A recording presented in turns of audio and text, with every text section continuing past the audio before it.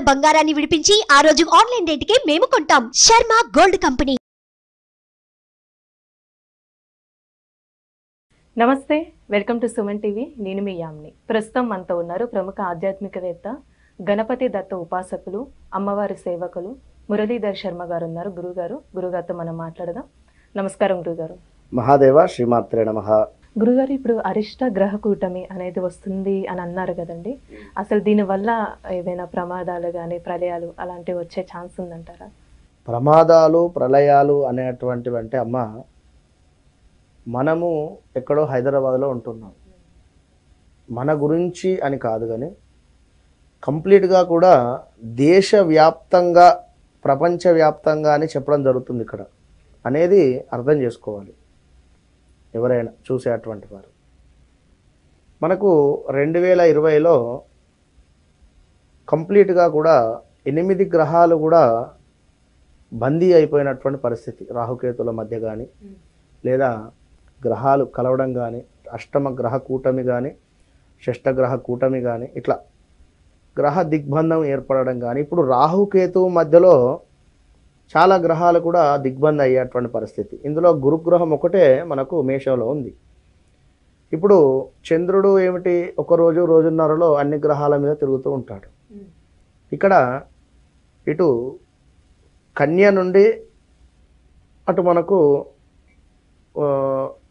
మీనం వరకు ఈ మధ్యలో 6 గ్రహాలలో విన్నారా, ఈ మధ్యలో ఉండేటువంటి 6 చక్రాలలో అంటే కన్య తర్వాత మనకు ఉండేటువంటిది తుల తర్వాత వృచ్చికము, ఇటు నుండి ఇట్లా చూసుకుంటూ వెళితే ఇట్లా లాస్ట్కు మీనము.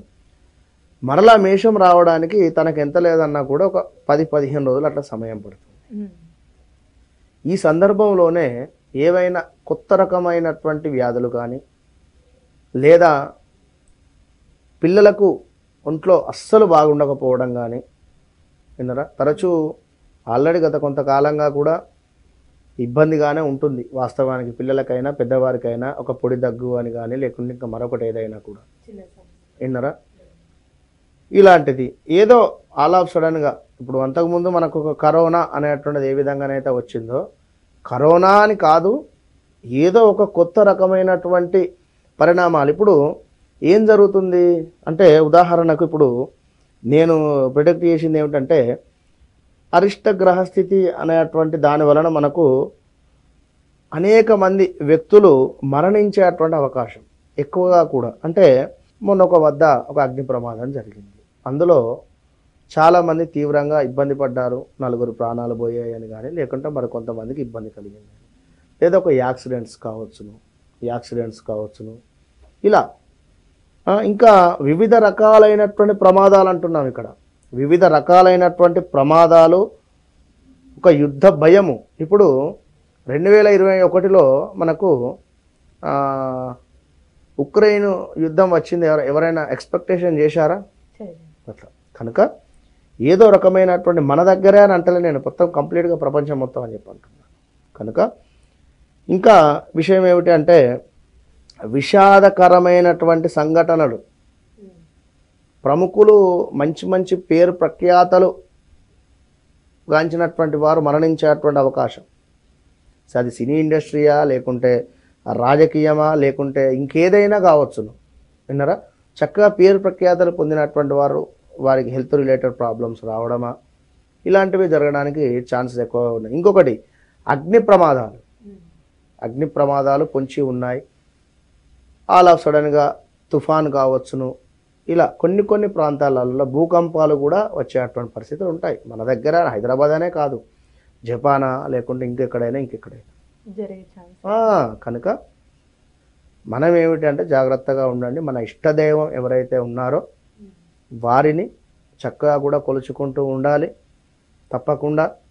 ఎందుకు అంటే అరిష్ట గ్రహస్థితి అంటేనే మనకు అరిష్టాన్ని ఇచ్చేటువంటి అనేది గమనించుకోండి.